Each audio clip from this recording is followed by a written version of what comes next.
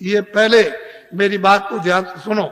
अपने घर में रहो, बच्चों के बीच में रहो, इसी जगह, और 23 घंटे तुम मेहनत करो इस शरीर से, शरीर के लिए।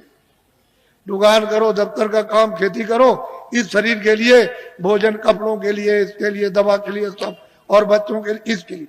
और 1 घंटा उसमें से बचाओ अपनी जीवात्मा के धन के लिए, ताकि इसको कल्याण हो जाए, इसकी मुक्ति हो जाए, ये आवागमन से छुटकारा पा जाए, न जल में न मरे। 1 घंटा तुम भी बचा सकते हो, और 23 घंटे इसमें तुमको लगाने को कह रहे। तुमको ये तो नहीं कह रहे कि तुम छोड़ देना कुछ, ये तो सोचो तुम। और मैं तुमको इसी मनुष्य रूप मंदिर में, इसी में जो अनमोल मनुष्य मंदिर जो दिया है, जिसमें जीवात्मा बंद है, उसी में मैं अभी रास्ता आपको बताता हूं। अभी इसको कहते हैं नामधाम। इसके पहले 2 चीजों का ध्यान रखो हमेशा, कि शाकाहारी हो जाओ। जितने भी अनाज है, सब्जी है, फल है, दूध है, घी है, 100 बार खाओ। कितने बार? 100 बार। तुमको भूख लगे उससे भी ज्यादा खाना। तुमको कोई मना करने आए तब कहना। अच्छे मकान में रहो, अच्छी झोपड़ी में रहो, मना कौन करता आप? लेकिन शाकाहार, अशुद्ध आहार मत करना। बस इतना ही बचत करनी है कि आपको अशुद्ध आहार नहीं करना। किसी आदमी का, किसी बच्चे का, किसी पशु का, किसी पंछी का अशुद्ध आहार नहीं करना। शुद्ध आहार करो आप, जिससे शुद्ध बुद्धि रहे। भाई इतना ही तो आपको बताना, क्योंकि अशुद्ध आहार से तो तरह तरह घर में झगड़ा, बाहर झगड़ा, ये झगड़ा, वो झगड़ा, ये बीमारी, वो बीमारी, वो बीमारी, वो बीमारी, वो बीमारी, वो तो फैलने वाली है। अभी बीमारी जो फैलेगी उसको तो अभी आपने देखा ही नहीं। तो असल में शाकाहार, शुद्ध आहार। दूसरा है बीड़ी पियो, तंबाकू पियो, हुक्का। मैंने तो कभी पिया नहीं, मुझे तो मालूम है नहीं कि हुक्का, बीड़ी, तंबाकू कैसा होता। लेकिन ये बच्चे जो 18 साल 20 साल के खड़े हैं, वो बीड़ी, तंबाकू, हुक्का नहीं पीते, कभी मत पीना। जो बच्चे नहीं पीते कभी मत पीना, है खराब आदत न डालना। जो पीते हो पी लो, आपके लिए बात। लेकिन बच्चों, बच्चियों, ऐसा कोई नशा मत करो जो तुम्हारी बुद्धि पागल हो जाए। तुमने इसको नहीं सोचा? कोई नशा मत करो किसी तरह का हो जो बुद्धि पागल हो जाए, और तुम अपने घर में बच्चे बच्ची को और अड़ोस पड़ोस में बहू बेटी को पहचान न सको। ऐसा कोई नशा मत करो।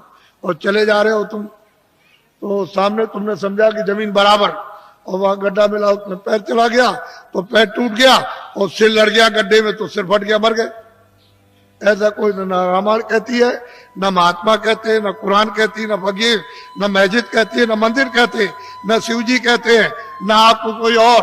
ये कोई ओ जो कहते हो शिव जी भांग पीते थे, भांग पीते थे, भांग पीते, तुमने भांग पीते हुए देखा? वो भांग नहीं थी, वो कोई और नशा था। ये झूठी बात है।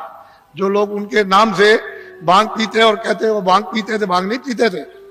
ये ऐसा देवता कभी भांग नहीं पीता, वो भांग नहीं पीते। लेकिन तुमने ये 2 चीजों से बचो, बाकी तो कोई मैंने मना किया नहीं। मैं तो एक सीधा साधा आपका सेवक हूं, एक आदमी हूं, और सही सच्ची बात तुम्हारे सामने तुमको बताने आए हो। तुम नहीं जगोगे, नहीं समझोगे तो मैं इसके लिए क्या करूंगा? मैं तो अपनी बात कह के चला जाऊंगा। जब तुम उधर जाओगे और उधर जब हिसाब होगा तुम्हारा, क्योंकि वो तो सब लिखा जा रहा, आज दिन में तुमने कितना बुरा काम किया, कितना अच्छा किया, कितनों को धोखा दिया, कितनों को मारा, कितनों के साथ बेईमानी की, कितनों को पानी पिलाया, कितने बार मंदिर में पूजा की, कितनी रामायण, कितनी कुरान पढ़ी, ये उधर में, और कैसे कुरान पढ़ी, ये वो सब वहां सब लिखा हुआ। वो आदमी भी मिलेगा जिसको तुम काट रहे हो, और जिसको मतलब है कि तुम उसको चीर रहे हो, वो सब मिलेंगे वहां। वो पूछेगा भाई तुम्हारे सामने कोई रामायण, गीता, कोई भागवत, कोई कुरान, पुराण कोई तुम्हारे सामने नहीं थे जिन्होंने, महात्मा फकीरों ने नहीं बताया कि भाई अच्छा ये बुरा? तो मोहम्मद साहब से पूछा जाएगा कि भाई मतलब ये है कि तुम गए थे जमीन पर और तुमने मतलब ये नहीं बताया कि बुरा काम बद काम है। कह लगे मैंने तो इनसे सबसे कहा था कि ये बद काम है, ये नेक काम, इस बुरे काम को मत करना, अच्छे करना, लेकिन इन्होंने मेरी बात नहीं मानी। तो फिर वो भेजेगा सीधा, वहां हिसाब करता है, वो हिसाब करता है। तुमको दोजख और नरक मालूम नहीं है, वहां बड़े बड़े बादशाह पिट रहे वहां, और जलाए जा रहे, कितने करोड़ों वर्षों तक जलाए जाएंगे, और लाखों मीलों तक आवाज आती है और कोई सुनने वाला नहीं, कहीं न उनका धन दौलत जाता न तलवार जाती है। ये झूठा, तुम इसके लिए मर गए और चले गए हमेशा, तो इसलिए तुम लोग इस पर विचार करो। तपस्या करने से यानी माया लुभाती है कि तुम ये ले लो धन, ये राज ले लो, तो अगर तुम लुभा गए तो राज मिल गया, और राज का जब भोगा तो सीधा नरक हो गए। जब ये कहोगे हमको राज नहीं चाहिए, धन दौलत नहीं, तो भगवान मिलता इसी शरीर में। मरने के पहले मीरा ने मरने के पहले प्रभु को प्राप्त किया। आपको क्या मालूम कैसे पाए? तुलसीदास जी ने पहले ही वो 25 ही साल के अंदर प्रभु को प्राप्त कर लिया। आपको क्या मालूम कैसे पाया? आप क्या जानते? इसलिए आप अमोलक धन लो इस मनुष्य मंदिर में आत्माओं का। ये नामदान है, ये उस तरह की दीक्षा नहीं है, या मंत्र वैसा नहीं है, ये आत्म धन का दान है, ये ईश्वरी धन का दान है। जो उसकी कृपा होती है तब कभी कभी महात्माओं को आदेश मिलता है कि इन आत्माओं को बांट दो जो मानव शरीर में है, तो कभी कभी मिलता मुफ्त में। ये पैसे से नहीं मिलेगा, तुम ये सब रख दो जा करके पूरा आधार का, ये चीज मिलने वाली नहीं है। ये कभी दिमाग से निकाल देना, ये दौलत पैसे से नहीं मिलती, ये तो मुफ्त बख्शीश में यानी प्रसन्नता से मिलती है। तो तुम्हारे पास कुछ है, तुमने किसी से प्रेम किया? वो कहते हैं कि प्रेम से प्रकट होए भगवान। किसी से किया प्रेम? किसी से। उसी शिव के सामने चोरी करते हो, धोखा देते हो, विष्णु के सामने राम के मंदिर में जाते हो, दूसरों का गला काटते हो। अगर एक भी देवता खड़े होकर के कह दे कि आज से ये बेईमानी मत करना, ये दगेबाजी, तो कहोगे मैं ऐसे देवता को अब नहीं मानता। जो सबके सामने हमारी बुराई कह दे, हम नहीं मानते ऐसे, फिर कभी नहीं आप जाओगे। अगर देवता बोल दे, अब उनको कुछ कहना नहीं, आपने समझ लिया, हाँ उन्होंने सुन लिया होगा, और आपने समझ लिया उन्होंने कुछ नहीं देखा, वो अंधे, अब हम जो चाहेंगे सो करेंगे, अब चलो हो आए। ये हालत तो हमारा है। अब बताओ तुमने प्रेम किससे किया? किससे प्रेम? वो तो कहते हैं प्रेम से मालिक मिलता है, आपने कैसे प्रेम? इसलिए आप सीधा, बहुत सरल है, बहुत सीधा है। कलयुग ने अधिकार आपको दे दिया स्त्री पुरुषों को कि सभी लोग उस परमात्मा को प्राप्त कर सकते हैं। किसी के लिए कोई बंधन नहीं, और सुलभ और सहज और आसान। लेकिन तुम योग तो आप कर नहीं सकते हो। सतयुग और त्रेता और द्वापर का कोई भी क्रिया आप नहीं कर सकते हो।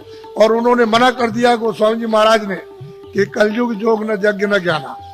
कहते कलयुग में कोई जोग मत करना, न यज्ञ करना, और न आपको ज्ञान होगा। कलयुग में तो कहते हैं कि नाम आधारा, और नाम कौन सा वो मैं बताऊंगा आपको, अभी आपको बताता हूँ। तो आप लोग, आप सब खड़े रहना, बैठना कोई नहीं, खड़े खड़े बताऊंगा आपको, और खड़े खड़े करवाऊंगा, घबराइए नहीं। जो जो भगवान का नाम बोलूं, सब लोग एक साथ एक आवाज में बोलना, और सब लोग बोलेंगे जो बैठे खड़े, शुद्ध बोलना, शुद्ध, अशुद्ध मत बोलना, शुद्ध बोलना। जो जो नाम में बोलता जाऊं आप बोलते जाना, जब मैं अंत में चुप हो जाऊंगा तो आप लोग चुप हो जाना। अशुद्ध मत बोलना, शुद्ध कर लेना। मान लो अशुद्ध बोल दो तो फिर शुद्ध कर लेना दोबारा। इसलिए जो जो नाम बोलते जाना, जब मैं चुप हो जाऊंगा तो आप चुप हो जाना। बोलो जय गुरुदेव। लेकिन थोड़ा सत्संग मिलना चाहिए, तो जरा ठहर जाओ। अभी मथुरा में एक बड़ा कार्यक्रम होने जाना, यही दिसंबर में, यानी कार्तिक के बाद जो अगन लगेगा, तो 15 दिसंबर से 21 दिसंबर तक 7 दिन का एक कार्यक्रम होने जा रहा। और उसमें यही साधना और यही मतलब ये अनुभव होता है। वहां सत्संग भी मिलेगा और साधन भी और ध्यान भी, सब करोगे आप, और उस समय पर आप अच्छी तरह से कर सकते हो, क्योंकि वो वातावरण ऐसा होगा। फिर एक दूसरा कार्यक्रम इधर पूरब में रखा, यानी हिंदुस्तान के तीर्थों के राजा प्रयागराज इलाहाबाद में त्रिवेणी संगम। तो त्रिवेणी संगम पर 25 फरवरी से, ये तो 96 में मथुरा का, और वो इलाहाबाद का 97 में, 25 फरवरी से 6 मार्च तक 97 में 10 दिन का होने जा रहा बड़ा कार्यक्रम।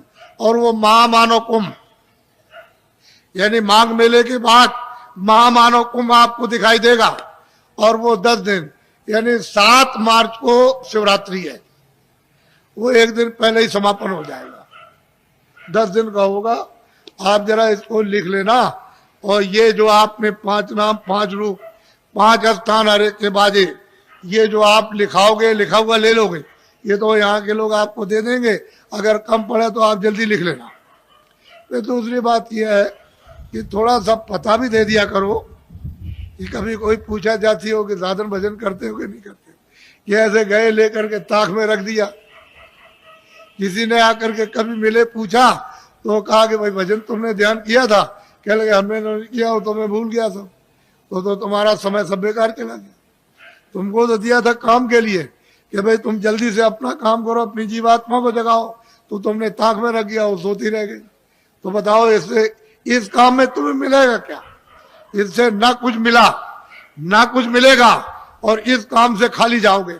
अगर तुमको कुछ करना है तो इसी समय के अंदर थोड़ा 1 घंटा समय निकाल कर अपना आत्म धन जमा कर लो। यही तुम्हारे काम आएगा। जब कोई रक्षा नहीं करेगा उस पीड़ा में, उस दर्द में, और 84 नरकों से अगर बचना चाहते हो, धन जमा करो जल्दी से। ये बहुत सुलभ है, इसमें शरीर पर कोई कष्ट नहीं। बस मन की घेराघारी थोड़ी करनी है कि कहीं उतने समय के लिए न जाए, ये थोड़ा सा रुक जाए, कानों के साथ आके भाई इतना ही काम करना। इसमें शरीर का कोई कष्ट नहीं। और करो कैसे भी, लेट के, बैठ के, जंगल में करो, घर में करो, कुर्सी में करो, लेकिन उसका तरीका तो सीख लो। थोड़ा सत्संग मिलेगा तो जल्दी सीख जाओगे। और नहीं मिलेगा, अभी तक तो आपको ये बातें मालूम नहीं थी, ये तो आपको नई बातें आज मालूम हुई। आपके लिए तो नई है, लेकिन ये सनातन है। जब से तुम आए एक रास्ते से और उसी रास्ते से वापस हो गए अपने घर के लिए, अपने देश के लिए। दूसरा कोई रास्ता नहीं है। यहाँ भटकते फिरो चारों तरफ तो जल मरण होता रहेगा। 84 जाओ, नरकों में जाओ, जल में मरो, और जो किया उसका भोग भोगो। और कभी मनुष्य शरीर मिलेगा तो फिर तुमने वही काम किया और फिर चले गए आप फिर 84 नरकों में। तो ये ऐसे ही चलते रहोगे, ऐसे जल में मरो, जल में मरो। तुमको कहीं स्थिरता नहीं मिलेगी, स्थिरता वापस जाने का। जब ये भजन करोगे, नाम डोरी को पकड़ लोगे, चढ़ चलोगे ऊपर।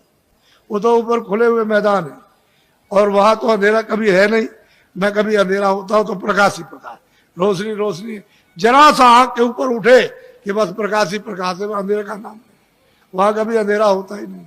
तो तुम उधर चलो, जब उजाले में खड़े हो जाओ तो ये सब देखना सुनना, तब तुम्हारी समझ में आएगा कि बाबा जी ने क्या दिया। कुछ तुम मेहनत करो, कुछ हम करें। बोलो जय गुरुदेव। कुछ तुम मेहनत करो, कुछ हम करें, और ऊपर बैठे उनकी कृपा जल्दी हो जाए। और तुम मेहनत हम नहीं करेंगे, कुछ होगा नहीं। जल्दी करो, देर मत करो, और जल्दी से कृपा और दया ले लो, ताकि वो ऊपर बुला ले और जल्दी से आप निकल चलो इस कूड़े कचरे से। यहाँ कुछ मिलने वाला नहीं है। ये सब शकलें। अब देखो, बीमार, परेशान, तकलीफ में, हमारे पास जो भी आता कोई हो, हमको उससे मतलब नहीं, आदमी होना चाहिए। हमारे यहाँ कोई झगड़ा झंझट ये नहीं है। आदमी हो, उसमें जीवात्मा होनी चाहिए। तुम्हारे शास्त्रों में लिखा है अहिंसा परमो धर्मा, तो आपने इसका पालन किया? अब ये बताओ, आपने इसका पालन किया? आप बकरा मार दो, मुर्गी मार दो, आदमी मार दो, लड़की मार दो, लड़का मार दो, घर में देवी को मार डालो आप, कि कोई दुश्मन बन जाए उसको मार दो, गोली मार दो, छुरा मार दो, लाठी मार दो। तुम अहिंसा धर्मा? तुम किसी देवता को, किसी धर्म को मानते हो? कुछ नहीं। वैसे ही कहते हो, जानते कुछ नहीं, वैसे ही कह दिया बस, और कुछ नहीं, ऐसे ही। तो इसको समझ लो अच्छी तरह से, अच्छी तरह से समझ लीजिए आप मोटी बात को। बोलो जय गुरुदेव। जोर से बोलो जय गुरुदेव। जय गुरुदेव नाम किसका? अब ये इनको दे देना बच्चा, इनको नोट करा दो, और कुछ लोग जल्दी मिल जाए तो इनका पता भी नोट कर लेना। और कभी कभी इनसे पूछते रहना, यहाँ जो रहते हो उनको, कि भाई भजन करते हो कि नहीं। तुमसे जब पूछेंगे भजन के लिए, कि बोलो भजन किया कि नहीं किया, तुमने ध्यान किया, सुमरन किया कि नहीं किया, और तुमको मिला तब तो तुम करोगे ही।